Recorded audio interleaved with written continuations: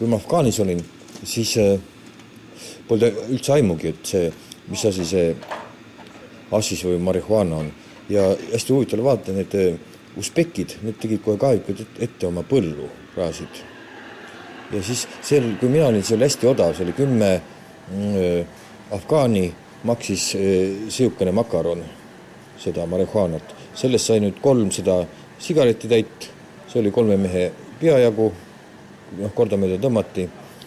Seda oli nii, et tapab ja see oli tegelikult päris hea pingemaandus, et see, kui me seal lahingus käisime, siis me muidugi ei tõmmanud, aga siis, kui me seal oma punktidest elasime, siis meil need kogu aeg tossasid. Ja ega seal see, ametlikult oli keelatud, ega ohvitserid pigistasid silma kinni, seal mingit ütlemist ei olnud päris nina all, kui ei tõmmanud. Ja kui me Kandagaris olime, kurat, kus meil siis oli seda, siis oli selle miinipilduja kasti täis seda. Ja seda ma tõmbasin 1,5 aastat. Ja ma ei tea, kui palju ma seda ära suitsetasin. Aga kui seda ei oleks suitsetanud, ma ei tea, võib-olla siis oleks veel segasemalt tagasi tulnud.